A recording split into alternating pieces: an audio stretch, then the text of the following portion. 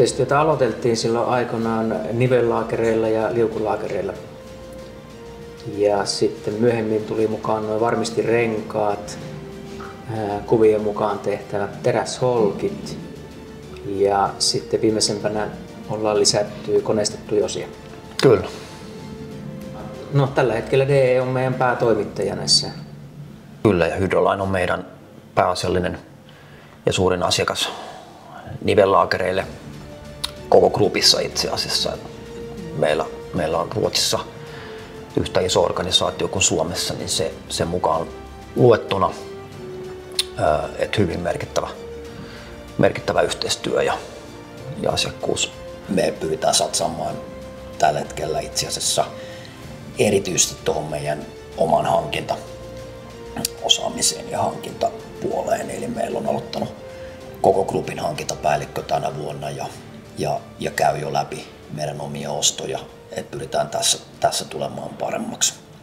Joo, me kyllä nähdään, että oikein hoidetuilla Aasia-hankinnoilla niin me pystytään saamaan lisäarvoa teidän kautta ja kilpailuetua sitten muihin nähden.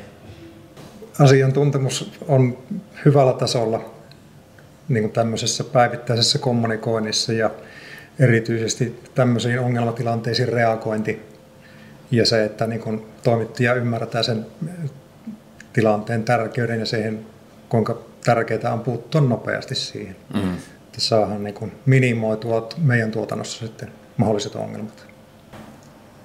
Toimitusten nopeus tietysti on meidän kannalta hyvä. Ei tarvita isoja omia varastoja ja nopeat toimitukset varmasti sitten mahdollistuu toimittajan omilla varastoilla. Niin meiltähän menee teille sekä tänne Vuorelaan että Puolaan suorina toimituksina, niin saatavat ennusteet on samankaltaisia ja tulee samaan aikaan ja ne on hyvin verrattavissa keskenään, että me voidaan kokonaisuudesta hyvin sitten jakaa niitä tarpeita kahteen eri paikkaan, koska osittain siellä on tietysti samaa nimikettä molemmissa.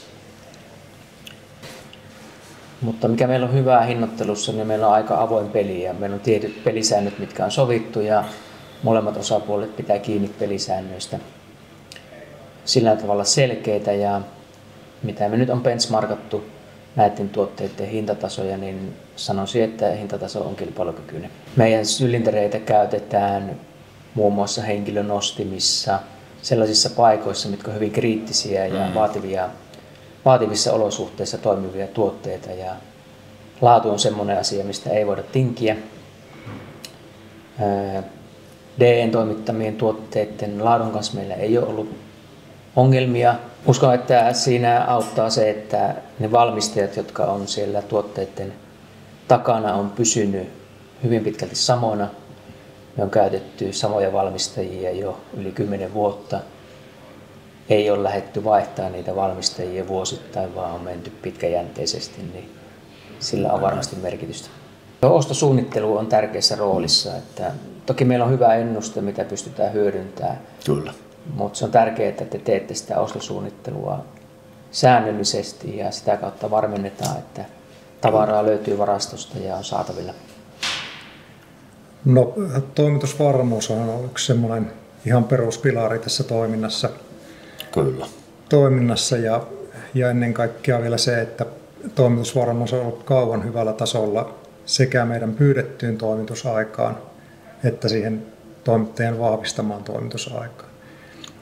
Tämä luo niin semmoisen luottamuksen niihin toimituksiin, että meidän on helpompi sitten suunnitella omaa tuotantoa ja antaa meiltä sitten meidän omille asiakkaille päin luotettavia toimitusaikoja. Kommunikaation merkityshän tämmöisessä päivittäisessä toiminnassa tulee sillä tavalla esille, että tietysti me toimitetaan se ennuste, minkä pohjalta te toimitte, mutta kyllä, just semmoiset niin kuin ongelmatilanteisiin reagoinnit ja niihin vaihtoehtojen tarjoaminen ja sitten niihin poikkeamiin meidän ostomäärissä suhteessa ennusteeseen, että voidaan niihin reagoida sitten nopeasti, niin